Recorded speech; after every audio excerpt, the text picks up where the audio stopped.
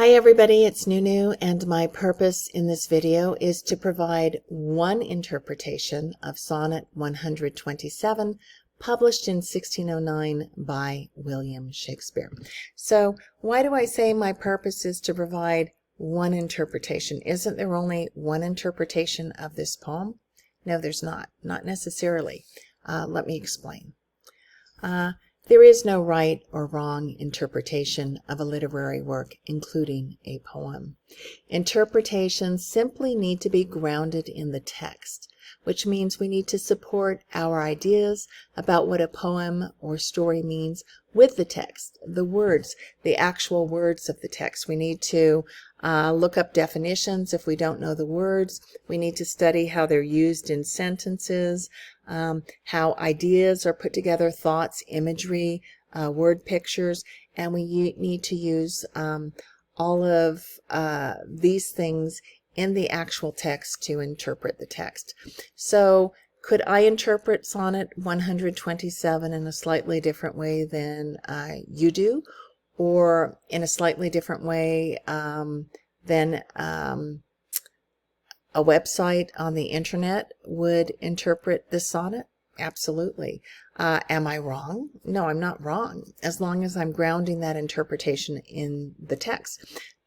However, we might think that somebody has performed a closer reading of the text, really looked at the words and how they fit together and what they mean, more than somebody else, and we might agree with that interpretation more. We might think it's more accurate. Okay.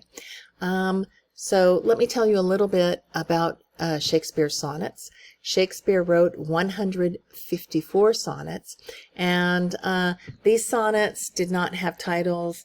They were simply numbered 1, 2, 3, 4, all the way to 154, and they were numbered with Roman numerals when they were published. This is why I have the Roman numerals here. The C is 100, the X's each stand for 10, the V is a 5, and the 1s are 1. So this adds up to 127. Now, sonnets 127 through 154 are about Shakespeare's mysterious dark lady. She is called the Dark Lady of the sonnets. Now, was she black? Was she African? There's a good possibility that she was, because there were African women in Elizabethan England. We know that. We have portraits of them. Could she not have been African or black? Could she have been European? That's a possibility too. She could have just had very dark hair and dark eyes, and her skin wasn't super fair. That's a possibility too. Could she have been European and African? Yes, because we know that there were children who had European and African parents, moms and dads in Elizabethan England. So the possibilities for who she is, who she could be, we just don't know. There were no video cameras around at that time to tell us. But we do know one thing, that the speaker in Shakespeare's sonnets felt tremendous passion for her. She was his beautiful, to him, if not to others, but definitely to him, his beautiful dark lady of the sonnets. And to him, she personified beauty because he loved her, and she didn't fit some artificial definition of beauty. He didn't want the 17th century's version of a photoshopped woman. Okay, so let's talk about the word sonnet. A sonnet is a poem of 14 lines, and there are 14 lines in Shakespeare's Sonnet 127. Now, there are two kinds of sonnets, and Shakespeare wrote the Elizabethan or Shakespearean sonnet. He didn't know it was the Elizabethan or Shakespearean sonnet at the time, but the way he wrote sonnets, these 14-line poems, became associated with him.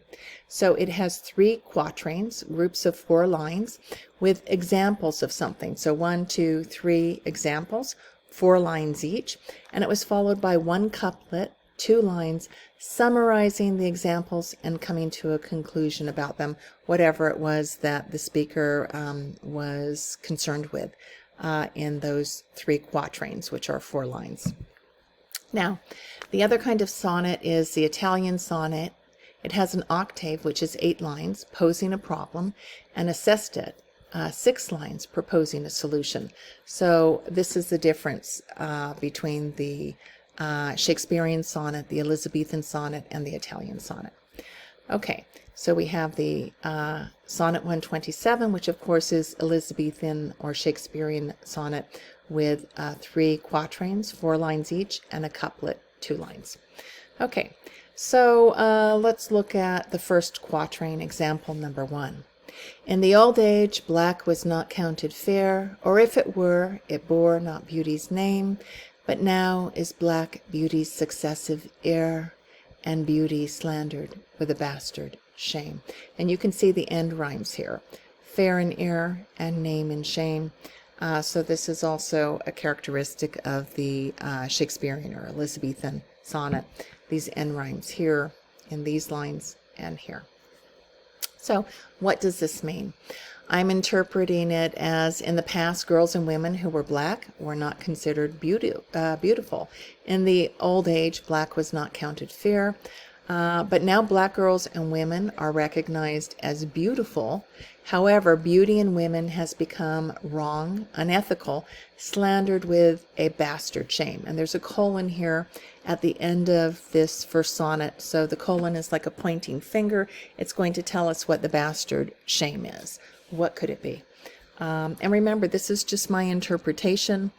No fair Shakespeare may have a different interpretation, slightly different, and that's okay as long as these interpretations are grounded in the text. Okay, so we go on to quatrain 2, example 2, and we're going to find out what that bastard shame is. For since each hand hath put on nature's power, fearing the foul with art's false borrowed face, sweet beauty hath no name, no holy bower, but is profaned, if not lives in disgrace.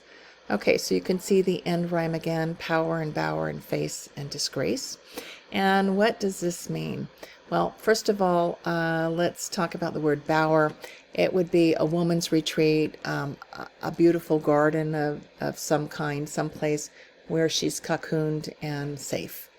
And so what does he mean here? I think women are now wearing makeup, so they are creating an artificial beauty, not a natural beauty. And the speaker in Shakespeare's poem doesn't like makeup.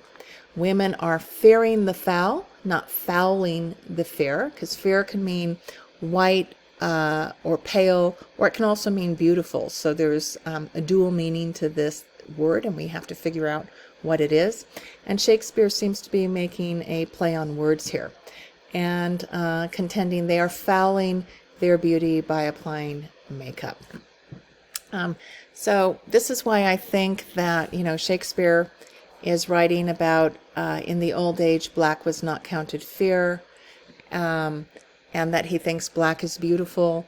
And then he jumps around to makeup here, and this is why I think even Shakespeare's next door neighbor in the Elizabethan age would be going, dude, love the poem, it's really beautiful, but like, where are you going in here? He seems to be kind of jumping around a little bit.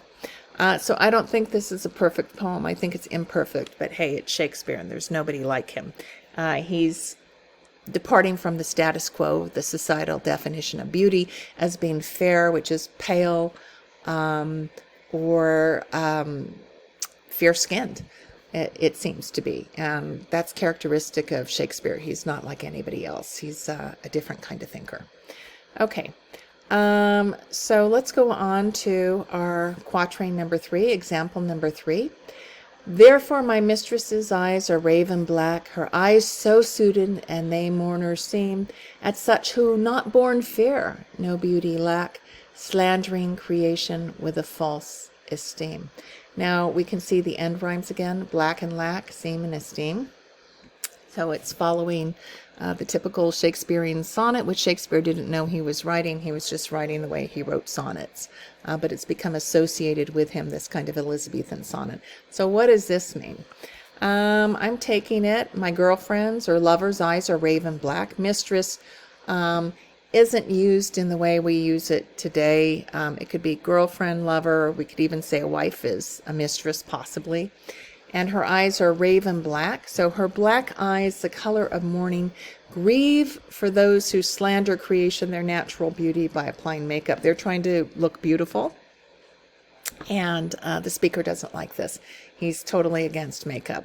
But the raven black eyes of his girlfriend, his lover, and black is the color of mourning. That's very suitable because they're mourning this slandering of creation with a false shame, with the artifice of makeup.